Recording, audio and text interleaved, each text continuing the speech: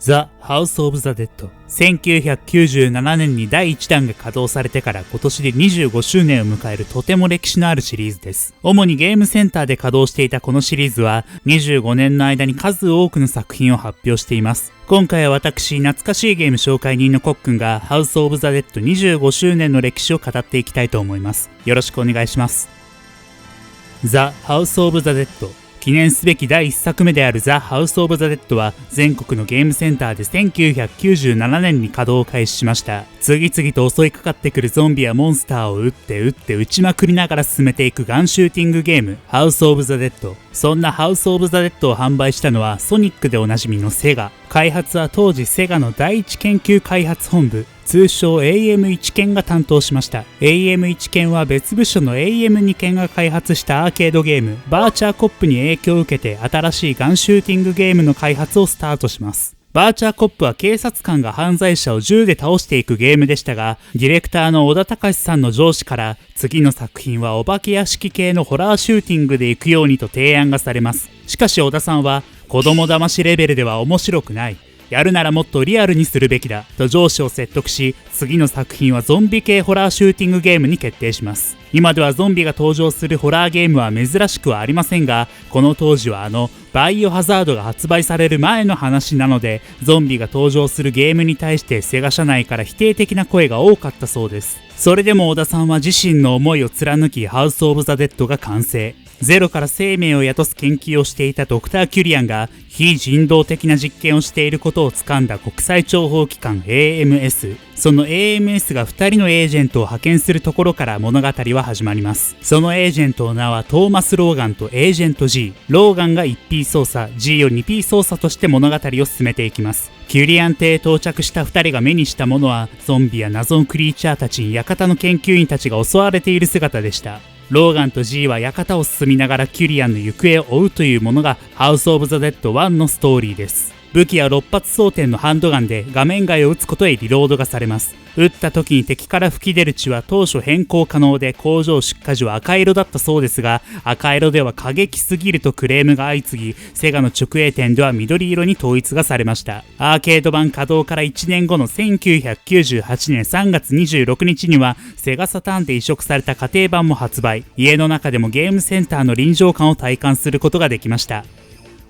ザ・ハウス・オブ・ザ・デッド2。ハウス・オブ・ザ・デッド1アーケード稼働から1年後の1998年、シリーズ第2弾となるザ・ハウス・オブ・ザ・デッド2が稼働開始しました。ルート分岐システム、相談数が6発、リロードは画面外、敵の主な弱点は頭部、一般人の保護と、基本的には前作のシステムが継承されている今作。物語は1のキュリアン邸事件から1年数ヶ月後の2000年2月26日。キュリアン邸事件と同じクリーチャーが人々を襲うといった怪奇事件がイタリアのベニスで発生。先行で調査に向かっていた国際諜報機関 AMS のエージェント G と連絡が途絶えてしまい、新たに派遣された4名の AMS エージェント。1P 主人公のジェームズ・テイラー、2P キャラクターのゲイリー・スチュアートはイタリアでの事件の真相に迫るべく一般人も救助しながら街を駆け抜けていきます。ハウス・オブ・ザ・デッド2は攻撃判定の狭さや敵が硬くなっていること、道中で回収できるライフが少なかったり、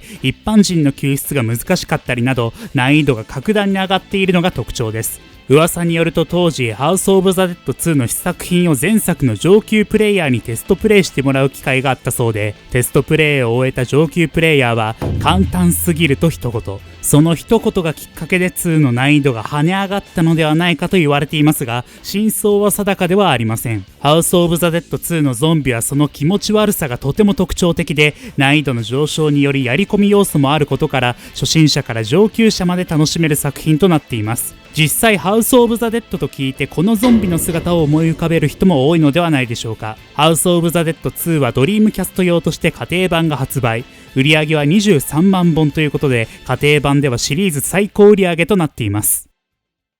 ザ・ハウス・オブ・ザ・デッド3。ハウス・オブ・ザ・デッド2稼働から4年後の2002年、待望の新作ザ・ハウス・オブ・ザ・デッド3が稼働開始しました。今作では銃の形状が大きく変化しており、ハンドガンからショットガンへと変更がされています。相談数は今まで通り6発で、リロード時にはショットガン特有のポンプアクションを採用。近距離では威力が高く遠距離では威力が低いというショットガンの特性もゲーム内で活かされています。他のガンゲーではあまり見かけないショットガンの採用に当時は新鮮さを感じていましたが、長くプレイするにはショットガンはとても重く、徐々にプレイヤーの体力を消耗してしまうという欠点もありました。2で難易度が高いと言われていた要因の一つである当たり判定に関しては今作で緩和されています。物語は前作から一気に19年の月日が流れた2019年。そこではなんと世界は崩壊しており、EFI 研究所という廃墟と化した施設が舞台です。世界が崩壊した原因を調査していたハウス・オブ・ザ・デッド1の主人公トーマス・ローガンは EFI 研究所に向かったまま連絡が途絶えてしまいました。そして今作ハウス・オブ・ザ・デッド3の主人公はトーマスの娘であるリサ・ローガン。2P キャラクターはハウス・オブ・ザ・デッド1でも活躍を見せたエージェント G。2人にとって大切な存在であるトーマス・ローガンを求めて EFI 研究所の奥へと進んでいきます。今作は2003年に Xbox 用として家庭版が発売。その後は前作ハウス・オブ・ザ・デッド2と一つになった Wii 版が2008年に発売され、さらにプレイステーションネットワークからのダウンロード限定で HD 版が発売されています。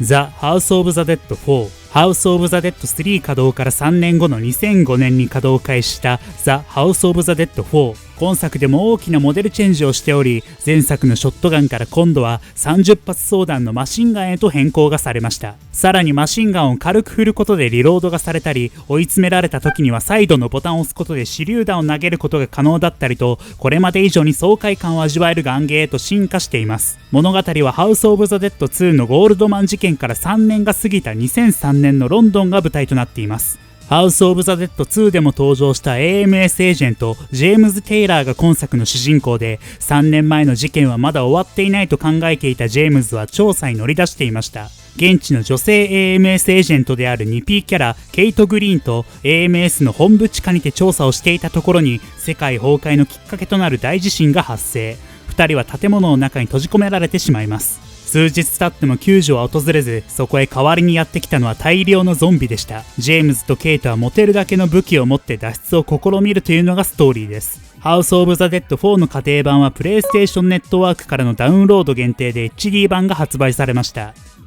The House of the Dead 4スペシャル。House of the Dead 4から1年後の2006年には派生作品 The House of the Dead 4スペシャルが稼働開始。今回のスペシャルはこれまでのゲームセンターでの筐体とは違い、体感型アトラクションとなっています。スペシャルは前後100インチのモニターと360度回転のライド仕様のアトラクションタイプで、東京ジョイポリス、梅田ジョイポリス、八景島カーニバルハウス、セガワールド札幌といった大型アトラクション施設でのみ稼働していました。ストーリーはハウス・オブ・ザ・デッド4から数日後という完全新規ストーリーとなっています。主人公はケイト・グリーン。4の本編終了後、行くあてもなく一人ロンドンの街をさまよっていたケイト。そんなケイトにゾンビ集団が襲いかかりますが、そのピンチに現れたのが AMS のエージェント G。彼は戦いはまだ終わっていないとゾンビの根源となっている工場へ向かいます。当時はアトラクション限定としての稼働でしたが、先ほど紹介したダウンロード限定販売のハウス・オブ・ザ・デッド 4HD 版の本編をクリアすると、このスペシャルがプレイすることができますので、気になる方はぜひ購入して遊んでみてください。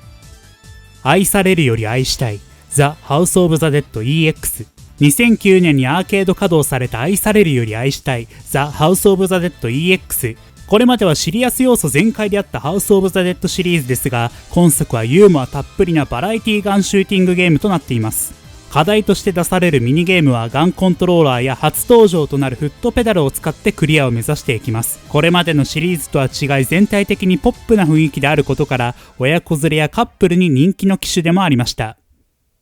The House of the Dead Overkill。 2009年2月10日、任天堂 Wii 用として発売された The House of the Dead Overkill。 今作はアーケード版としては稼働しておらず、 Wii と2012年に PS3 用として発売されたディレクターズカット版にて遊ぶことができるシリーズとなっています。物語は House of the Dead 1のキュリアン邸事件よりも8年前である1990年アメリカ。国際諜報機関 AMS のアカデミーをトップ成績で卒業したエージェント G は、警察官のワシントンとタッグを組み、民間人が人を食い殺すという怪奇事件の調査のためアメリカのバイユー軍を訪れるストーリーとなっています。なのでハウス・オブ・ザ・デッドシリーズの中では今作オーバーキルが一番古い物語となるのです。オーバーキルはこれまでのシリーズとは違い、どこか B 級映画のようなイメージを特徴としています。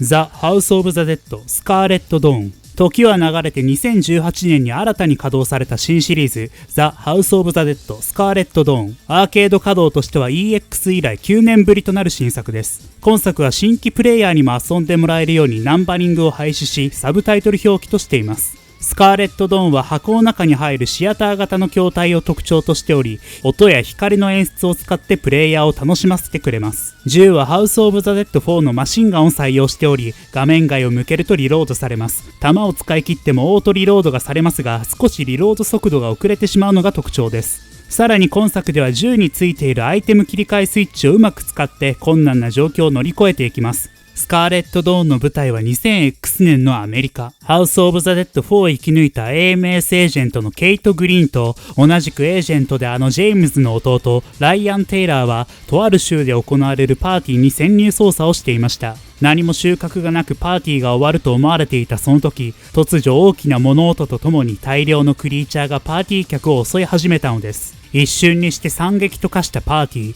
退路を断たれた2人はマシンガンをぶっ放しながら立ち向かっていきます。今作は稼働してから4年経っていますが、まだゲームセンターで稼働しているところもあるとは思いますので、ぜひお近くのゲームセンターへ足を運んでみてください。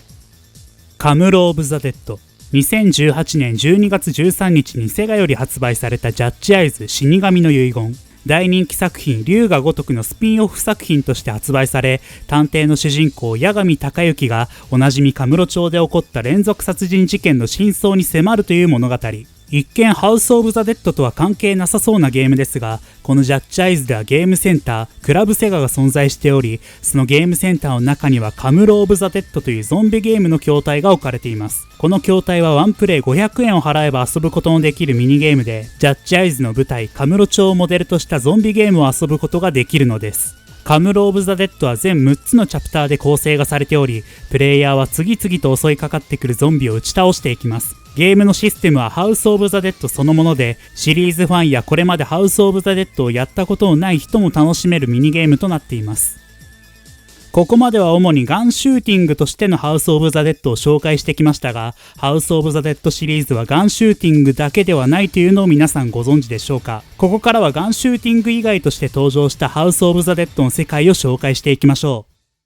う。ザ・タイピング・オブ・ザ・デッド。キーボードのタイピングでゾンビを倒していくタイピング・オブ・ザ・デッド。2000年にアーケード版としてゲームセンターで稼働を開始したのが初登場となります。ベースとなっているシリーズ2作目ハウス・オブ・ザ・デッド2の物語をなぞりながら進めていきます。ジェームズたちも銃ではなくドリームキャストを背負ったキーボードを装備しているのがとてもシュールです。タイピング・オブ・ザ・デッドはキーボードをカタカタ打ちながらゾンビを倒していくのがとても爽快で、普段打ち込む文章から絶対に使わない面白い文章まで多数のワードが登場してきます。アーケード稼働後はドリームキャスト、PS2、PC 用として発売がされています。ザ・ピンボール・オブ・ザ・デッド。次に紹介するのはザ・ピンボール・オブ・ザ・デッド。ゲームボーイアドバンス用として2002年に発売がされ、題材となっているのはこちらもハウス・オブ・ザ・デッド2。ピンボール台の上を動き回るゾンビにピンボール玉をぶつけてボスの撃破を目指していきます。ピンボール版は全部で3種類あって、それぞれに異なった仕掛けが用意されています。ゾンビ式英語力蘇生術イングリッシュ・オブ・ザ・デッド。2008年に DS 用として発売されたイングリッシュ・オブ・ザ・デッド。今作はタイピング・オブ・ザ・デッドの手書き版のようなシステムで、ベースはこれもハウス・オブ・ザ・デッド2。次々と現れるゾンビが持っているパネルに書かれたワードをタッチペンで正確に書き込めば撃破することができるという斬新なゲームとなっています。こちらは一人プレイ専用となっています。ゾンビリベンジ。ゾンビリベンジは1999年に稼働開始したアーケードゲームで、同年にドリームキャスト版も発売された作品です。セガが発売しているダイナマイトデカ同様の多方向スクロール型 3D アクションゲームで、タイトルは異なりますが、この作品にはハウス・オブ・ザ・デッドシリーズで登場する組織 AMS のエージェントが登場しています。主人公である AMS のエージェントスティック・ブライトリングとリンダ・ロッタ、途中で知り合ったブス島リキアと共に世界中でゾンビが大量発生してしまった事件を解決すべく、謎の人物によって指定された場所へと向かいます。そこで新たな指令が下され、ゾンビたちをかいくぐっていきながら先へと進んでいくのです。3D エリアを自身で操作しながらゾンビたちを銃や体術を駆使して倒していくアクションゲームとなっています。さて、ここまでザ・ハウス・オブ・ザ・デッド25年の歴史を紹介してきましたが、いかがだったでしょうか。こうして振り返ってみると、ハウス・オブ・ザ・デッドシリーズはガンシューティングとしてだけではなく、タイピング・オブ・ザ・デッドのような面白い試みも魅力の一つなのかなと感じました。そんなハウス・オブ・ザ・デッドシリーズですが、2022年4月7日に最新作となるザ・ハウス・オブ・ザ・デッドリメイクがスイッチ用として発売されました。今作は1997年に稼働されていたハウス・オブ・ザ・デッド1の完全リメイク作品となっており、最新の技術によってとてつもなく恐ろしいハウス・オブ・ザ・デッドへと進化しています。ハウス・オブ・ザ・デッドの原点とされるキュリアン邸事件がどんな進化を遂げて襲いかかってくるのか、皆さんの目で確かめてください。